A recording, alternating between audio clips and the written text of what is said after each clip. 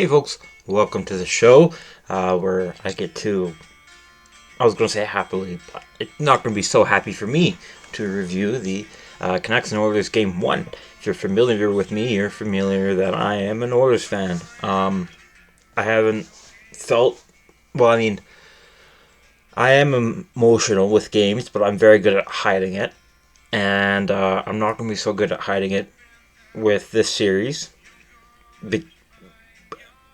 I won't get into that, but I can respect the Canucks, and I'm going to be unbiased in my review. It's just my thoughts of what happened might spill into the video, but at the end of the day, I'll be as unbiased and talk about both teams as much as I can. Obviously, I'm going to speak better as an Oilers fan from an Oilers perspective, than the Canucks, but I think I'll do a good job with the Canucks too. Anyways, so first period, Canucks talk about all week. Hey, can't take dumb penalties. Can't do it. Can't let this power play have a single chance. 40 seconds in, the Canucks have too many men on the ice and are penalized for it, and the Oilers do score on the power play. It didn't look like it at first. Canucks penalty kill did really good to get some sticks on the puck to push it out. They even got a shot on goal. But then Hyman scored. It wasn't a tap-in. It was a good shot. It was his 8th goal of the year. He's assisted by Ryan Nugent-Hopkins and Leon Draisaitl. What's made the power play so dangerous is they're a lot less stagnant than they used to be. They can give you a lot of different looks, but sometimes it's usually at the behest of a coach. This time around, it seemed to be more on the fly. It said, okay, our usual isn't working, and it's led to some giveaways, so let's switch it up a bit. They give the Canucks a different look, and it's in the back of the net. That's not just the players, but what make the power play so dangerous and the talent that they have, but also that they can flip what they're doing on the same shift. Anyways, the Oilers take over for this period. They have a really good game. Skinner, I meant to say, had an amazing stop. It was just a beautiful stop on a breakaway. Vancouver would have the puck for, I think, most of the period, but couldn't really get any shots on goal, whereas whenever the Edmonton Oilers had the puck, they were able to get a shot on goal, and it eventually led to a 2-0 lead 15 minutes and a second into the first. Mattias Ekholm scores his first goal of the playoffs. He's assisted by Leon Draisaitl. And Vancouver does a little bit of pushback, but not much. And the period ends 2-0 for the Oilers in Vancouver. Shots 10-5 in favor of Edmonton. The Oilers, we're kind of thinking, well, they've been off for, I want to say, a week. I know Vancouver's been off for quite a few days, but I think it's been a week actually for the Oilers. That's a very long time. It's like, okay, well, maybe they're in form. They didn't look super great, but hey, they're in form. Well, that didn't last long. The Oilers have a pretty bad second period, and it takes only 53 seconds into the second period. For the Vancouver Canucks to score their first goals. Dakota Joshua scoring his 3rd goal of the year. He's assisted by Ian Cole and Elias Lindholm. Now it's a 2-1 game. And then, almost 3 minutes later, Stuart Skinner does something that every goalie wishes they could do, but knows they shouldn't, and that's playing the puck in the evil corner. It's the dumbest rule in hockey. I think there's a lot of rules that I might disagree with in hockey, but I can understand. This one I don't, and maybe I should go read about why it got put in there in the first place. And if you know, you can comment down below. And while you're there, consider liking the video if you think I earn it. Maybe even subscribing and turning on notifications. But anyways, I hate that rule, especially because I'm a goalie myself. And clearly Skinner didn't understand it properly because he wasn't in the corner, but the puck was, and he played it, which I guess counts as a penalty. And Connor Brown served it, which was interesting because Connor Brown is a penalty killer, really good penalty killer, so why is he serving it? But at the same time, the Oilers' penalty kill had been very good against the Kings without him, and it was very good again. Great penalty killing by the Oilers, as they have been all playoff series. So if a lot of the even strength Oilers the Oilers on even strength don't look so good, or they're normal, their power play and penalty kill do look normal, and maybe even the best. The Canucks take over for a good 10 minutes, but before that 10 minutes, since that period, Ceci scores a goal. It's not a goal that probably should have, or a shot that that probably should have went in. Maybe a Canuck should have, one of the Canucks in front of him should have blocked it, and he might have, the defenseman might have touched it. I don't remember if it was Myers or who. Maybe, but if he did, it was such a slight change in direction. Sheloff should have had it. Didn't play it properly. He went to the right a bit far, and CC finds the back of the net for the first time in the playoffs this year. He's assisted by Derek Ryan and Ryan Nugent-Hopkins. That's Derek Ryan's first point of the playoffs. He hasn't had much time, and usually when he does, it's on the penalty kill. And while all of us Oilers fans are laughing at the Canucks for allowing CC to score, well, we had to stop laughing and then laugh more for a different reason. Zach Hyman scores.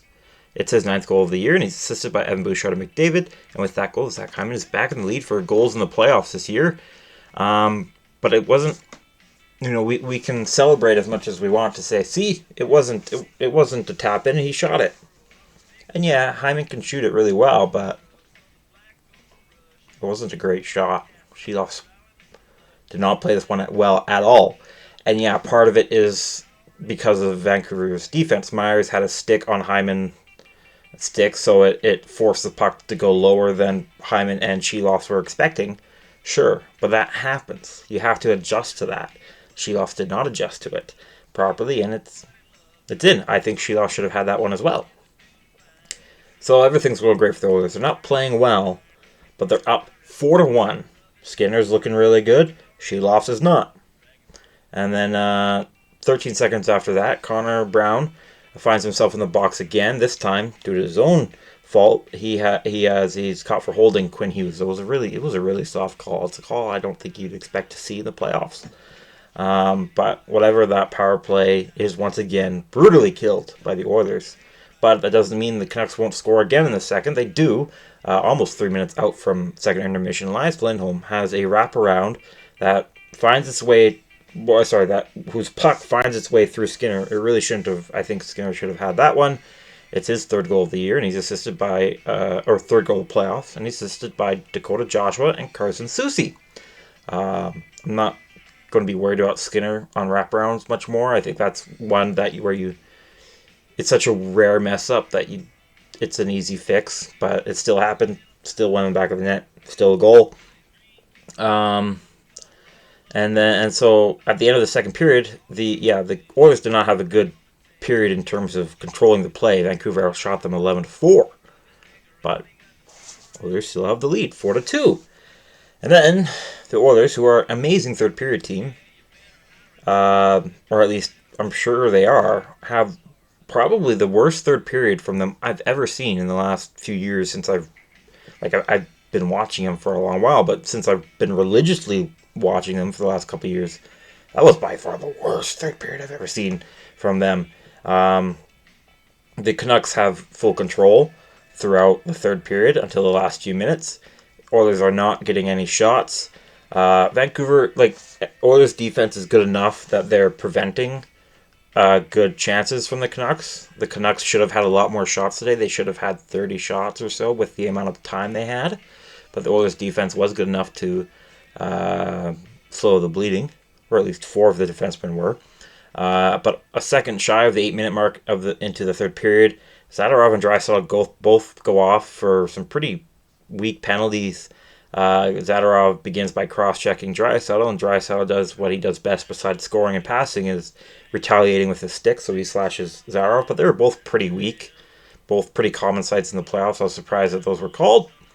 But hey, I'm like, well, the Oilers are very good on 4-on-4, and they looked really good on the 4-on-4 until JT Miller scores on that 4-on-4. It's his second goal of the playoffs. He's assisted by Besser and Soucy, and the Canucks are within 1. The comeback's almost complete. The Canucks, not a minute after that, just past the halfway mark of the third period, get an opportunity to tie it, but unfortunately for them, it's a power play for them because the Oilers' penalty kills are really good. Holloway trips Pettersson, the only time Pettersson's notable throughout the game. Sorry, Canucks fans, you won, so I'm allowed to say that.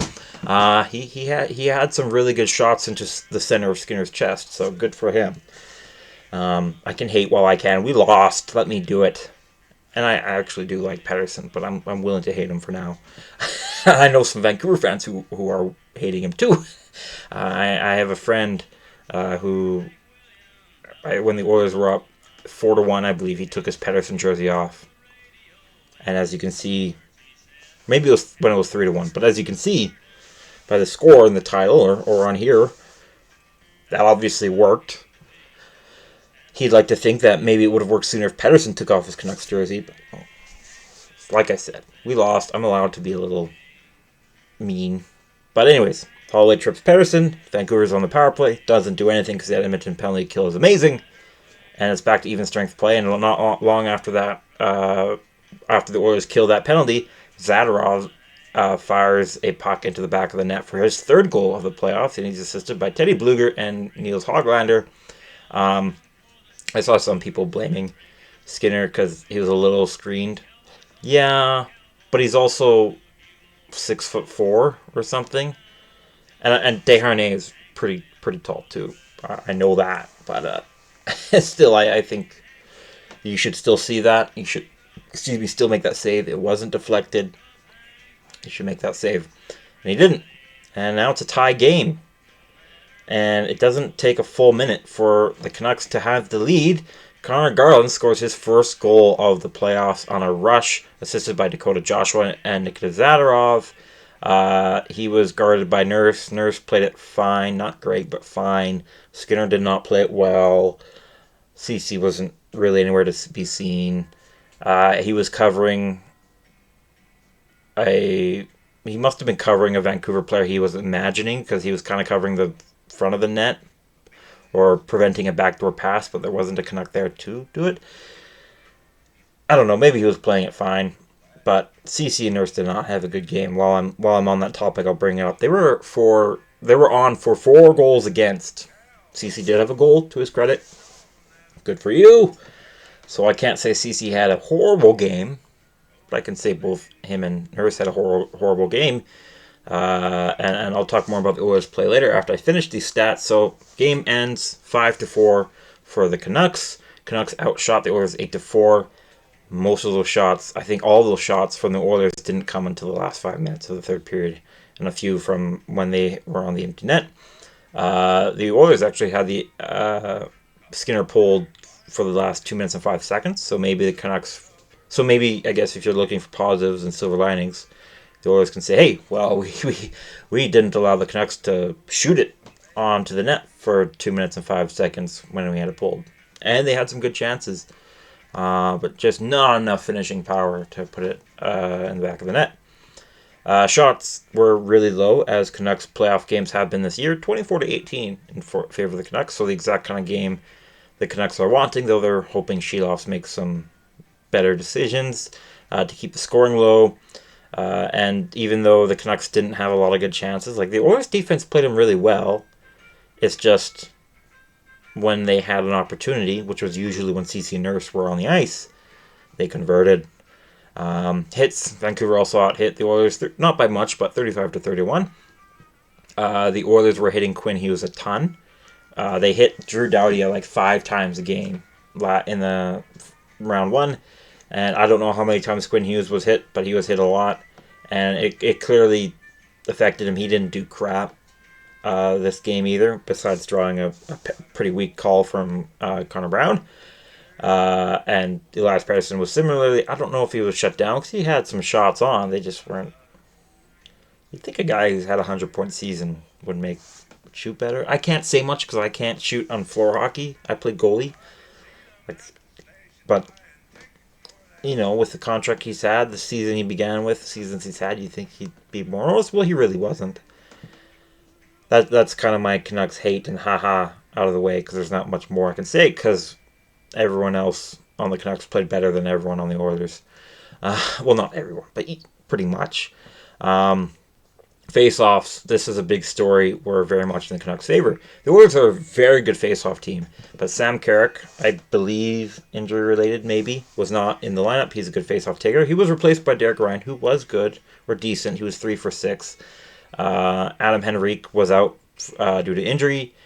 McDavid had to leave the bench for a couple minutes late in the first, but he came back, didn't look injured. Draisaitl did look injured. He's clearly injured. Most definitely can be seen on the score sheet because besides his 2 assists, so he still had a good game, he only took 7 faceoffs, and he only won 2 of those. McDavid took 18 faceoffs, winning only 5, so McDavid kind of sucked in the circle, but Draisaitl, he's clearly injured. He's played through injuries before. Well, I don't know what it is. I doubt it'll be disclosed until after the playoffs.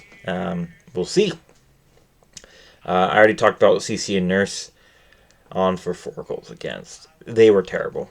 There's a lot of Oilers forwards who didn't do good, but CC and Nurse did worse. Well, maybe not CC because he did have a goal, but yeah, bad. Speaking of bad, the goaltenders both had a bad game. Neither of them could have an 800 save percentage. Skinner was slightly better, but at the end of the day, it doesn't really matter when you're not the one winning. She lost 1. He saved only 14 of 18. Skinner saved only 19 of 24. Skinner did have a great save. He did have the save of the game. That came early. He did look good early.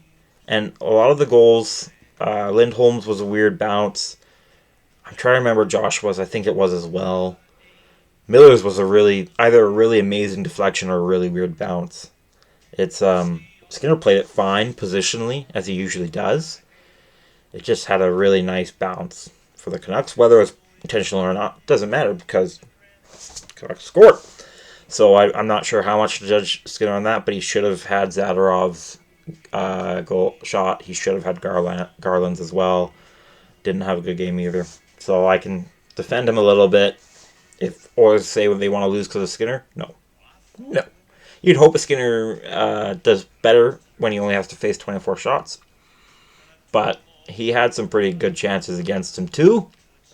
And the Oilers just looked really bad, actually. Worst game from them I've seen in a long time. But in a way, that's, for us Oilers fans, a little good news is like, hey, we played terribly. We only lost by 1. And as much as we played terribly 5-on-5, our special teams are still elite. They only had 1 power play, only had 1 shot on that power play. But that shot went in. They did allow a shot on the power play as well. But again, it was saved, and they scored on that 1 power play. The Canucks had 3 power plays and couldn't get a shot on goal. They were I don't know how much of it was Vancouver and how much of it was Edmonton's penalty kill, because the Edmonton's penalty kill did the same to LA. So, in fact, Edmonton had more shots on Vancouver's power play than they did. They had 1, which is more. At least according to the stats from ESPN, sometimes shots can get updated 24 hours later, so we'll see. But according to the ESPN, where I was looking, Vancouver didn't have a shot on any 3 of those power plays. And I can't remember a shot that they had. I know they had a lot of shot attempts. And I know I heard the glass and the boards from behind Skinner's net a lot. Especially when Pettersson was shooting. Sorry, I'm not done with I can be a little mad. You would be too if you're a Canucks fan and lost. So, yeah, that's how the game went. Now that I'm all controlled and stuff, if you'd like to call this coping, yeah, it's coping. But I'm willing to chalk this up to Oilers not having played in a week. And again, the Canucks haven't played in super recently either. They played on the weekend, which is, I believe, Oilers' last game was last Wednesday. Like, not this week's Wednesday, because technically now it's Thursday because I'm up late again. But and you're probably seeing this the day after, or today. You get what I mean. You know. So I'm willing to chalk that up to that. That doesn't excuse it. The Canucks still played well. The Canucks still limited the Oilers to 18 shots. Something that doesn't happen a lot. And so it's at that point is, how much do you think of that is Vancouver's style? Because that is the style of hockey they've been playing in the playoffs. And how much of it is the Oilers being slow? I'm willing to say it's both. Because usually when a team plays the Oilers like this, it doesn't go well. Calgary knows that. LA knows that more than anyone, really. Teams that play protect your goalie don't usually win against the Oilers. The Oilers will find a way to get around your defense and just embarrass your goalie. And the Oilers did, on the few chances they did score. Their shooting percentage was well over 20%. Well, not well over, but over 20%. But the story was same for the Canucks. The Oilers defense did play well, besides CC and Nurse, to limit Canucks' chances. But when CC and Nurse were on the ice, the Canucks did have chances and did score and did shoot over 20%. I'm not going to blame the entire game on CC and Nurse, but it is kind of easy when they're on for 4 of the 5 goals against. They were -3 because CC scored, so good for you, CC. I am happy for you in that regard. But -3. They were both -3. And that's not okay, I'm afraid. But otherwise, I think the Oilers will, once they get hot, they'll take over. And of course, momentum is everything in the playoffs. Anybody can win. But when, and I should say if, because we don't know if the Oilers' momentum will take over. But I do think it will at some point. Hopefully, for my sanity, by Friday, which is game 2. But we'll wait and see what happens. And hope you're here for that video. I hope you're here for other videos I do. I got lots of research and other kind of videos to pump out. But for now, I'm tired. It's late. I'm a little peeved. I'm a little angry and I have to be up early. But you'll see all those videos if you turn on notifications when you subscribe. I hope you subscribe. And I hope you like this video too. And you should virtually like it too with that button down below. It goes up now when you like a video. It's kind of fun. You should do it. You should try it out on my video. Not the dislike button, the other one with the thumbs up. And also comment your thoughts down below. Whether you're a Canucks fan, screw you. But happy to have you. I have friends who are Canucks fans. Just respectfully, screw you, respectfully. And I'm sure you can say the same, respectfully, screw you, Isaac. That's fine, that's my name. If you don't know, if you're new, I do know my numbers go up when Vancouver and Edmonton are involved, or any Canadian team, because it's hockey. Anyways, that's it. I'm just rambling on because, like I said, I'm tired and I'm a little angry. This video is a little late, I guess. If you want the full story, you can ask in the comment section about it.